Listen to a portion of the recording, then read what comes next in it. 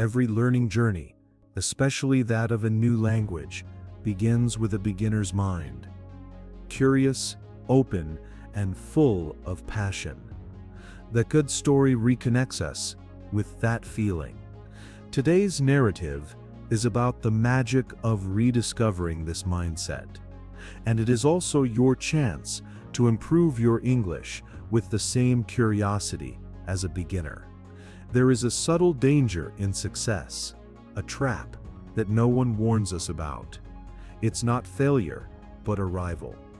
That's the moment when the passion that drove us on the way up is replaced by the administration of the mountaintop, and we forget why we started climbing in the first place.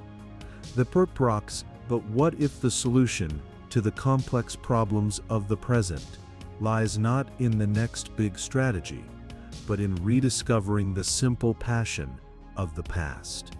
This is the story of Brian, a CEO who built an empire but lost his map.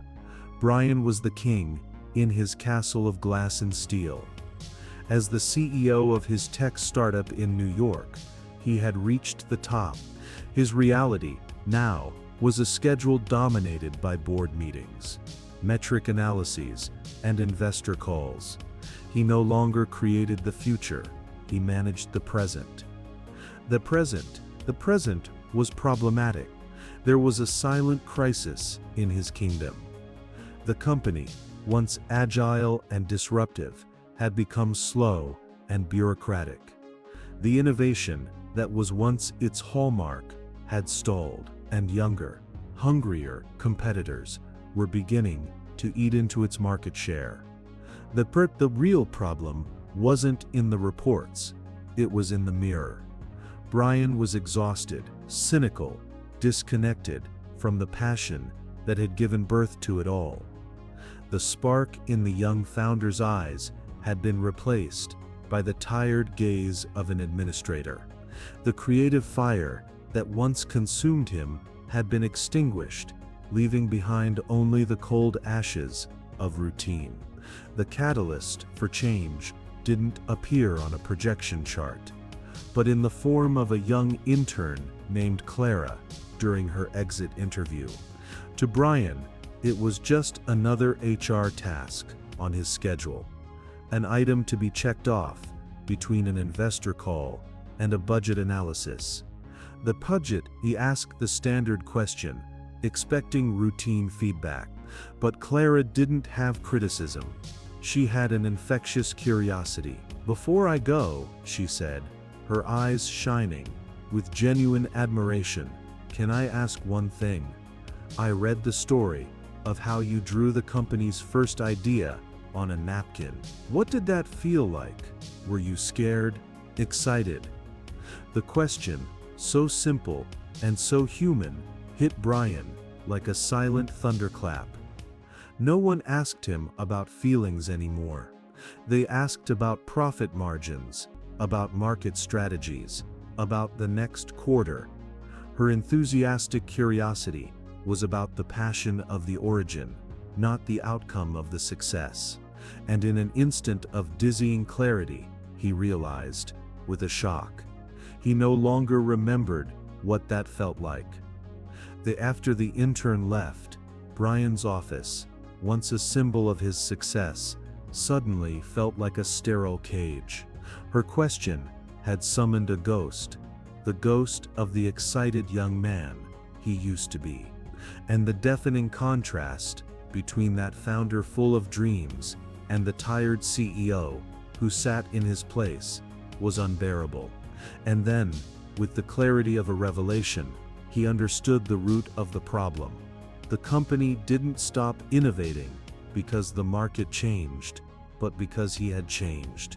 He had lost his Shoshin, the Japanese term for beginner's mind. That state of passion, humility, and curiosity he had at the beginning, when he had nothing to lose and everything to create. He had traded the joy of discovery for the responsibility of maintenance. Moved by an impulse he hadn't felt in years, an impulse that came not from a spreadsheet, but from the soul.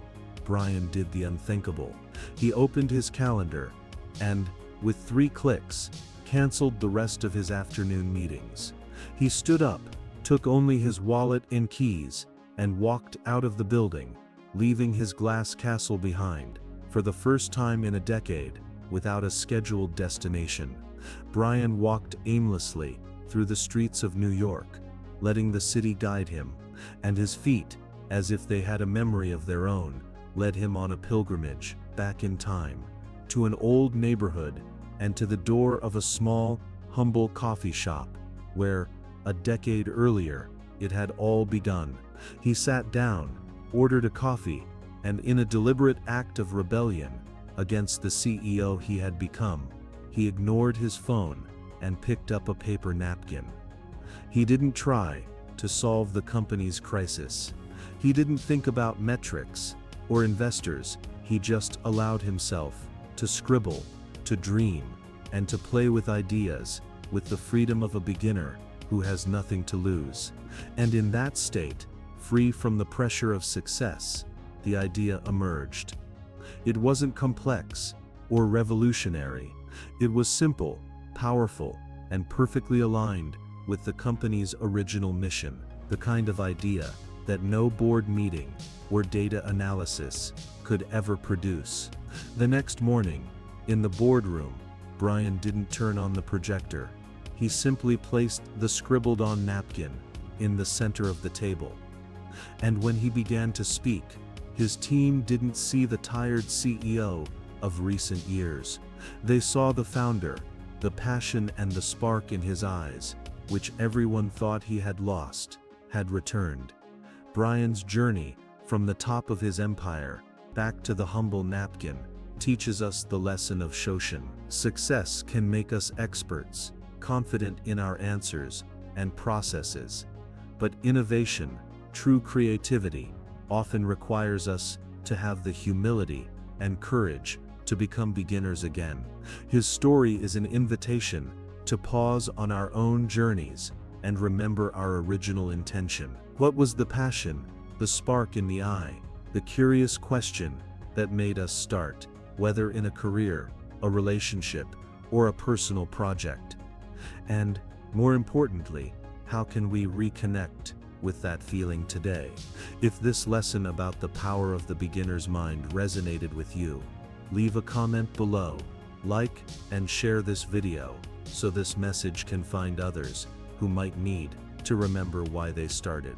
And don't forget to subscribe for more stories that help us navigate our journey with more wisdom. Until next time, remember why you started, and pick up a napkin.